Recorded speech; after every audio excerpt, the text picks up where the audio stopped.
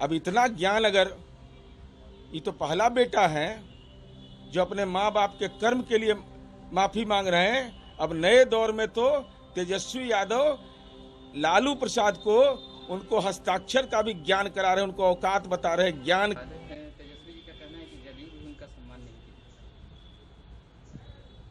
दिवंगत रघुवंश बाबू के 5 शब्द, बस अब नहीं, क्षमा करें, यही उनके जीवन का निहितार्थ है। बस अब नहीं किसके लिए, क्षमा करें किसके लिए, नहीं समझ में आ रहा है तेजस्वी यादव।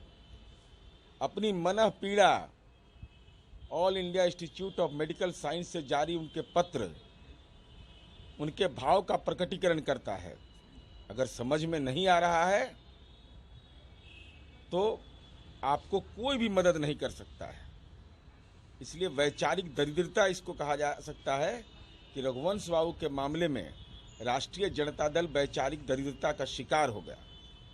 ये जो लेटर रघुवंश प्रसाद जी ने लिखा था, वो कहा जा रहा है कि जदयू का षड्यंत्र। तो लालू जी का दिमाग राजनीतिक रूप से ठीक ठाक नहीं है क्या? अगर वो पत्र गलत है तो लालू जी का पत्र कैसे सही है, जो जेल मैनुअल के धारा 999 का उल्लंघन करते हुए लिखा? लालू जी ने किसके लिए पत्र लिखा, किसको लिखा? अगर रघुवंश बाबू का वो पत्र गलत है, लज्जा नहीं लगती है बोलने में? सब उस व्यक्ति की तुलना किससे कर रहे थे आप, जब वो कोरोना काल में अपने प्राण रक्षा की चुनौती से जूझ रहे थे? उस दौर में आपने कौन सा मापदंड स्थापित किया राजनीति का? और मैं तो कल ही देखा, मुझे ये लगा कि भाई क्या हो गया है राष्ट्रीय जनता दल को। वहाँ रघुवंश बाबू, पूरा इलाके के लोग सम्मान कर रहे थे। तेजस्वी यादव जिंदाबाद का नारा, रघुवंश बाबू अमर रहे नारा नहीं, ये जुबान से नहीं निकल रहा था क्या?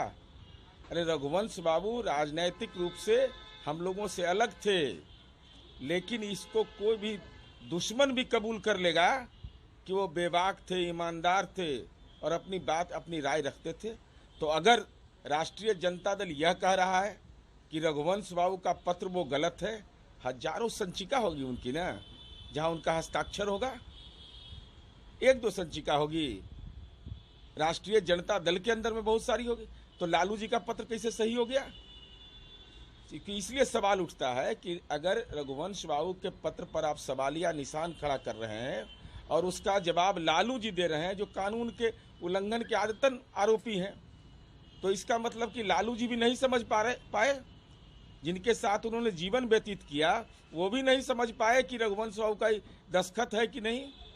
अब इतना ज्ञान, अगर ये तो पहला बेटा है जो अपने माँ बाप के कर्म के लिए माफी मांग रहे हैं। अब नए दौर में तो तेजस्वी यादव लालू प्रसाद को, उनको हस्ताक्षर का भी ज्ञान करा रहे हैं, उनको औकात बता रहे हैं ज्ञान का कि अब हम बेटा हैं, हम मालिक हो गए, आपको जानकारी का अभाव है। ये रघुवंश बाबू का पत्र नहीं था, आपने गलत पत्र लिखा। अगर रघुवंश बाबू का पत्र गलत है तो लालू यादव का भी पत्र गलत है, तेजस्वी यादव को बोलना चाहिए।